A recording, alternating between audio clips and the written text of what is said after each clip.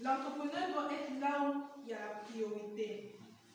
Maintenant, les tâches secondaires, tu peux confier à quelqu'un d'autre. Jusqu'à ce que tu trouves quelqu'un qui est beaucoup plus, comment on dit, à l'aise et fait les choses comme tu veux. Tu peux maintenant lui confier des tâches, mais généralement, confier des tâches étape par étape, genre niveau par niveau. Tu peux venir donner quelque chose de viable pour ton entreprise. C'est foutu.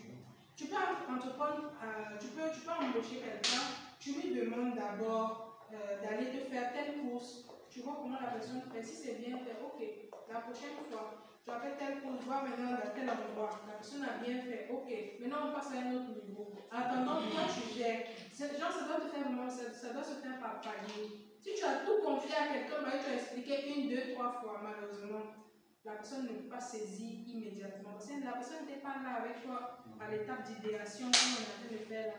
La personne ne sait pas là où tu veux aller. C'est toi qui as la vision.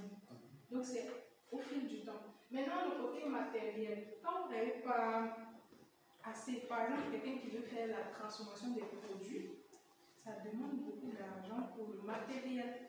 Si tu n'as pas assez d'argent pour le matériel, tu peux louer certains, tu peux acheter ce que tu peux, mais dans la plupart des cas, tu vas te retrouver en train de louer. Et si maintenant tu n'as pas, tu seras obligé d'avoir des partenaires pour sous-traiter cette partie-là. Donc, dans les ressources, maintenant au niveau des finances, parfois on a besoin d'argent. Mais, c'est même pas par rapport à mais ce que je veux dire, c'est que éviter les prêts au début. C'est que folie va vous prendre en même temps. On est dans les ressources clés, oui. Là, je suis en train d'énumérer les différents types de ressources qu'on peut rencontrer. Les ressources humaines, c'est ce dont je parlais. Si on veut augmenter les chiffres d'affaires, vous aurez besoin de la main-d'œuvre. Vous pouvez commencer seul parce que, voilà, il n'y a pas encore les moyens. Vous faites avec, le temps que vous preniez assez, que vous-même vous compreniez vos clients, genre que vous ayez le temps de faire votre expérimentation. Mais après, quand vous voulez aller à un autre niveau, vous aurez besoin de la main d'œuvre. Et ça se fait étape par étape. Il ne faut jamais faire l'erreur de mettre votre employé au même niveau que vous. Là, je parle du point de vue information. Je m'explique. Nous, les Africains, on dit comment, la mauvaise manière, la mauvaise habitude d'envier. Quelqu'un, tu l'as embauché, j'ai déjà rencontré ça. Tu l'as embauché, il travaille avec toi. La facture que tu as générée, la personne a vu le montant. C'est vrai, c'est peut-être grandiose. Mais la personne ne connaît pas derrière ce que tu vas payer comme matière première, tous les prix là qui constituent le prix global qu'on a mis. La personne ne sait rien. La personne voit juste que c'est une facture qui est grandiose, c'est tout.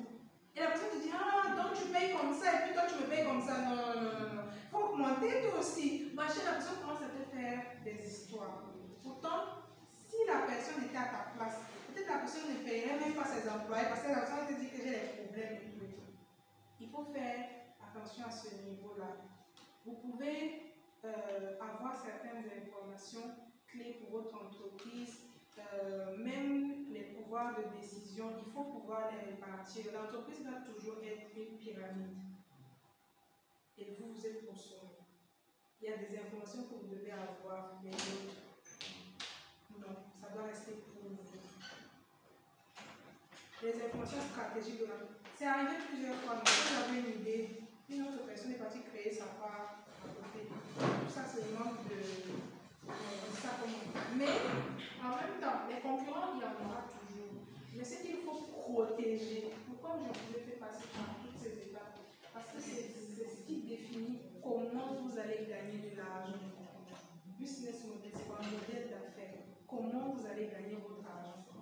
Personne ne doit savoir les détails que vous allez spécifier dans votre business model. Vous pouvez vendre le même produit, il n'y a pas de problème. La personne peut aller vendre le même produit, mais je veux dire, cette touche, cette proposition de valeur que vous avez, les partenaires clés avec qui vous travaillez, les ressources clés que vous avez, les activités clés, machin, il y a des choses que vous devez garder pour vous. Il doit y avoir un petit mystère en tout cas. Parce qu'à partir du moment où vous et l'employé, vous êtes comme ça, et déjà le manque de respect va s'installer. Et de deux, la personne va se sentir comme une pièce incontournable de ta société, genre la pièce maîtresse, quoi.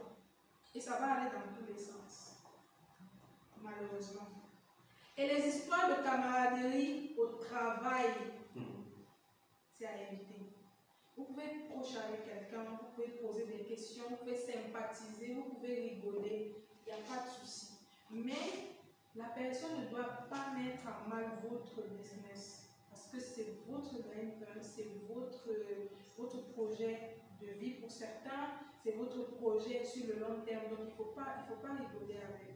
Maintenant, ça ne veut pas dire que vous devez sous-estimer ou alors, on dit ça comment même, rabaisser vos employés. Non. C'est du genre, c'est aussi des humains. Ça peut être des entrepreneurs aussi qui viennent travailler avec vous pour un moment. Ou alors ça peut être des futurs entrepreneurs, même si ce n'est pas le cas.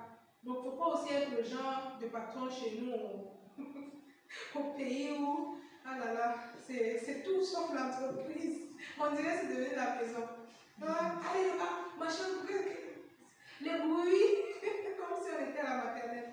Pourquoi tu as fait ci, machin? Donc dès qu'on voit le patron, il est là, hein. Tout le monde est en train de chuchoter derrière toi. Ça, c'est pas intéressant. Mais je veux dire, les ressources humaines, c'est pas évident, c'est pas facile à cerner. Donc il faut vraiment avoir, comment dire, de la répartie pour pouvoir non seulement ne pas tomber dans trop de proximité et ne pas aussi mettre trop la distance. Parce que si tu as embauché quelqu'un, c'est parce que tu as besoin d'aide. Ça, on n'oublie pas. C'est vrai que la personne, tu payes cette personne-là, mais c'est une aide que la personne t'apporte. Ça te soulage que la personne puisse s'occuper de telle ou telle partie. Toute histoire s'écrit. Apprendre, c'est revivre. Si tu es brisé, perdu, même sans espoir, la lutte est encore un espoir. Ce qui n'est pas en train de naître est en train de mourir. Lève-toi, forme-toi, deviens développeur web, marketeur digital, community manager, designer graphique. C'est encore possible. Ton histoire peut changer. Réinvente ton futur avec Bootins.